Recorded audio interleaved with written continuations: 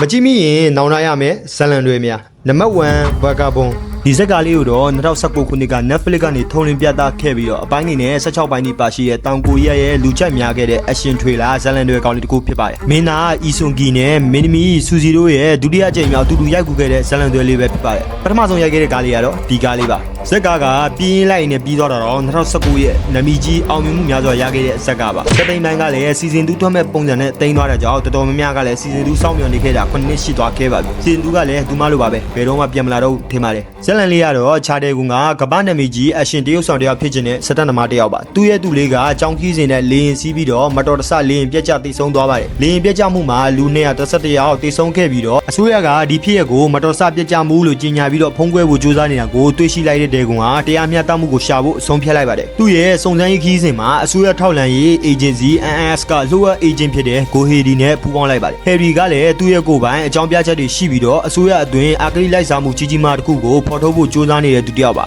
ဇလန်တလျှောက်နိုင်ငံရေးအစိုးရရဲ့အာကလိလိုက်စားမှုလှုပ်ဝက်ချက်တွေတစ္ဆပေါင်းမှုတွေနဲ့အတန်းအနေရှိတဲ့လိုက်လံစုံစမ်းမှုတွေအများကြီးပါဝင်ပြီးတော့အရန်မိုက်တဲ့အရှင်ကန်းတွေနဲ့မထင်မှတ်တာတဲ့လှည့်ကတ်တွေတပိုင်းပြီးတပိုင်းဆွဲခေါ်သွားတဲ့ဇလန်ဇက်အိမ်ကြောင့်လူစိတ်ဝင်စားမှုများခဲ့တဲ့ဇလန်တွေလေးပဲဖြစ်ပါတယ်အဓိကတရုတ်ဆောင်အနေနဲ့ကတော့မင်းသားအီဆွန်ဂီမင်းသမီးဘဲဆူစီနဲ့နာမည်ကြီးတရုတ်ဆောင်များစွာပါဝင်ထားပါတယ်ဝေဒီအနေနဲ့ကတော့ INDB 8.1 ရရှိခဲ့တဲ့ဇလန်တွေကောင်းလေးဖြစ်ပါတယ်နံပါတ်2 The K2ဒီဇက်ကားလေးကလည်းကိုရီးယားရဲ့အကောင်းဆုံးဇလန်တွေတွေထွက်ခဲ့တဲ့2016ခုနှစ်က TVN ဆိုတဲ့ရုပ်သံလိုင်းကနေပဲထုံလင်းပြသခဲ့ပြီးတော့အပိုင်းနေနဲ့16ပိုင်းဒီပါရှိရဲ့တောင်ကိုရီးယားရဲ့ action trailer romance ဇလန်တွေကောင်းလေးတစ်ခုဖြစ်ပါတယ်ဒီဇက်ကားကမင်းသားချီချန်ကိုရဲ့အရန်မိုက်တဲ့ action ကန်တွေနဲ့တရုတ်ဆောင်မှုတွေကဒီဇက်ကားရဲ့အဓိကဆွဲဆောင်မှုတို့တော့ပြောလို့ရပါတယ်နောက်ပြီးတော့ကျွန်တော်အကြိုက်ဆုံးကတော့ဘီလိန်မင်းသမီးဖြစ်တဲ့စုံရွံ့ရဲ့တရုတ်ဆောင်ချက်တွေကလည်းအရန်အောင်မှကောင်းလို့လုံးဝကျွတ်စင်ရင်တို့တော့ပြောလို့ရပါတယ်ဇလန်လေးကတော့ကင်ဂျေဟာအထူးတပ်ဖွဲ့ဝင်စစ်တောင်းတယောက်ပါ EM မှာအလုံးလုံးနေချိန်မှာသူ့ချစ်သူဗီယန်နာကိုလုံးချန်တက်ပြတ်ခံရပြီးတော့သူကိုယ်တိုင်လည်းအဲ့ဒီလှုပ်ကြံမှုရဲ့တရားခံဖြစ်ဆွဆွမ်းခံခဲ့ရပါတယ်နိုင်ငံရေးအရပါဝင်ပတ်သက်နေတဲ့လှုပ်ဝက်ချက်တွေကြောင့်ဖြစ်ပါတယ်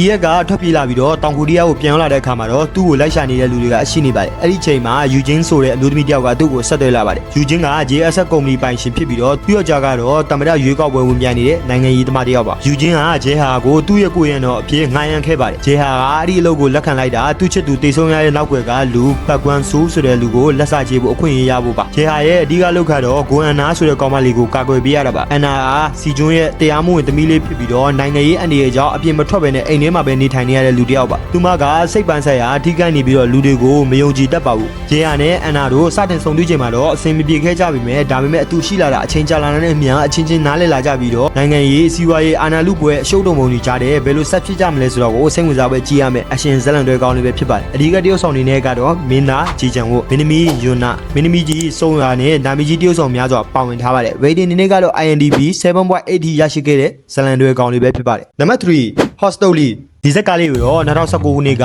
Netflix ဆိုတဲ့ရုပ်သံလိုင်းကနေထုံလင်းပြသခဲ့ပြီးတော့အပိုင်းနေနဲ့16ပိုင်းပါရှိတဲ့တောင်ကိုရီးယားရဲ့အကောင်းဆုံးပေါ်တံမှာဇလန်တွေတစ်ခုပါဘေးဘော်တင်းတင်းရဲ့နောက်ွယ်ကစီမံခန့်ခွဲလူမှုဆက်ဆံရေးပြဿနာဖြေရှင်းမှုတွေကိုအဓိကပြသထားတဲ့ဇလန်လေးပါကျွန်တော်အကြိုက်ဆုံးဇလန်တွေတွေကတစ်ခုဖြစ်လို့ဒီဇလန်ကိုတချို့ကြည့်ဘူးတဲ့လူတွေရှိသလိုမကြည့်ဘူးတဲ့လူတွေရှိရင်လည်းအခုတွားကြည့်ကြရပါအရန်ကောင်းတဲ့ကားမို့ပေးရတဲ့အချိန်နဲ့တန်စီရမယ့်ဇက်ကားလို့ကျွန်တော်အာမခံပါတယ်ဘလောက်တောင်ကောင်းလဲဆိုရင်ဒီကားရဲ့မင်းသားနန်ကိုမင်းဆိုရင်ကိုရီးယားရဲ့အကြီးဆုံးဒေဆန်စုကြီးကိုပါတင်ပိုက်ခဲ့တဲ့အထိပါပဲဒါဆိုရင်ဘလောက်ကောင်းလဲဆိုတာပြောပြဆက်ရမလို့တော့ထင်ပါတယ်ဇလန်လေးကတော့ professional baseball league တွေမှာဒွင်းအသင်းဟာ၄နှစ်ဆက်တိုက်ကိုအဆင့်အနှိမ့်ဆုံးမှာရှိနေခဲ့တဲ့အသင်းတွေမှာအသင်းကိုပိုင်ဆိုင်တဲ့ကုမ္ပဏီ J Song Group ကဆုံးရှုံးမှုတွေများလို့အသင်းကိုဖျက်သိမ်းဖို့စီစဉ်နေပါတယ်အသင်းရဲ့အထွေထွေမန်နေဂျာအသစ်ဖြစ်ဘယ်ဆောင်စုကိုခန့်အပ်လိုက်ပါတယ်သူက baseball နယ်ပယ်မှာအတွေ့အကြုံလုံးဝမရှိခဲ့ပါဘူးဒါပေမဲ့အရင်က left weight hockey စတဲ့အသင်းတွေကိုချန်ပီယံဖြစ်အောင်ဦးဆောင်ခဲ့ပေးရတဲ့သူပါပြဿနာကတော့သူဦးဆောင်ခဲ့တဲ့အသင်းတိုင်းကချန်ပီယံဖြစ်ပြီးရင်ကုမ္ပဏီအခက်အခဲကြောင့်ဖျက်သိမ်းခဲ့ရတာပါပဲဘယ်ဆောင်စုကအသင်းကိုပြောင်းလဲဖို့ကြိုးစားရင်းနဲ့အသင်းကပြဿနာအများကြီးကိုတွေ့ရပါတယ်အသင်းရဲ့ဒုမန်နေဂျာဖြစ်တဲ့လီစီယောင်းကလည်းအသင်းကိုအရန်ချစ်တဲ့လူငယ်တစ်ယောက်ပါသူမကဘယ်ဆောင်စုနဲ့ပူးပေါင်းပြီးတော့အသင်းကိုပြန်လည်တည်ဆောက်ဖို့ကြိုးစားတောင်းပုံတွေကိုစိတ်ဝင်စားပွဲကြည့်ရမယ်ဇလန်တွေလေးပဲဖြစ်ပါတယ်အဓိကတရုတ်ဆောင်နေနဲ့ကတော့မင်းသားနန်ကုန်မင်းမင်းသမီးပန်အန်ဘင်းနဲ့ချာနာမီကြီးတရုတ်ဆောင်များစွာပါဝင်ထားပါတယ်ဝေဒီနေနဲ့ကတော့ INDB 8.2 ထိရရှိခဲ့တဲ့ဇလန်တွေကောင်းလေးတစ်ခုဖြစ်ပါတယ်နံပါတ်4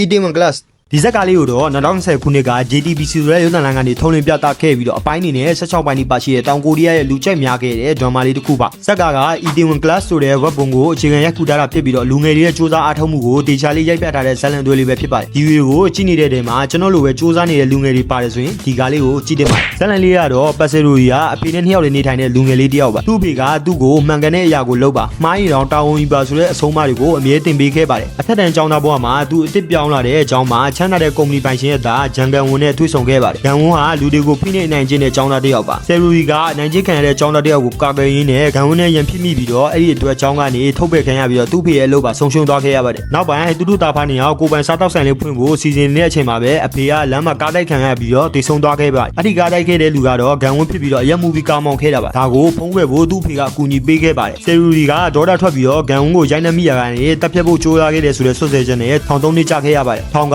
လွတ်လပ်ပြီးတဲ့နောက်မှာတော့ဆယ်ရူရီကလက်စချေဖို့နဲ့ကိုပိုင်အောင်မြင်မှုရဖို့အတွက်ရည်မှန်းချက်နဲ့အီဒီယိုမှာဒမ်မန်းဆိုတဲ့စားတောက်ဆိုင်လေးကိုဖွင့်လိုက်ပါတယ်။အစကတော့အဆင်မပြေပေမဲ့ညံရီထက်မြက်ပြီးတော့လူမှုကွန်ရက်ကောင်းတဲ့ကေနာမီဆိုတဲ့ကောင်မလေးရောက်လာပြီးတော့မန်နေဂျာအဖြစ်ပါဝင်လိုက်တဲ့နောက်မှာတော့အဆိုင်ကတဖြည်းဖြည်းအောင်မြင်လာပြီးတော့ဂျန်ကာဂရုကိုဘယ်လိုမျိုးအနိုင်ယူလက်စချေတော်မလဲဆိုတော့ကိုစိတ်ဝင်စားပွဲချရမယ်ပညာပေးဇက်လန်တွေကောင်းလေးပဲဖြစ်ပါတယ်။အဓိကတိကျဆောင်နေနဲ့ကတော့မင်းသားပတ်ဆိုဂျုံမင်းသမီးကင်တာမီနဲ့မင်းသားအဲဘူဖန်မင်းသမီးနာဝရာမင်းသားကြီးယူဂျင်းမြောင်တို့ပါဝင်ထားပါတယ်။ဗေဒီနေနဲ့ကတော့ INDB 8.1D ရရှိခဲ့တဲ့ဇက်လန်တွေကောင်းလေးတစ်ခုဖြစ်ပါတယ်။ဗီဒီယိုလေးကိုအဆုံးထိကြည့်ပေးကြတဲ့ကြောက်ကြနိုင်ကိုကျေးဇူးများတင်ပါတယ်။နောက်ဗီဒီယိုမှာပြန်လည်အဆုံးထိရအောင်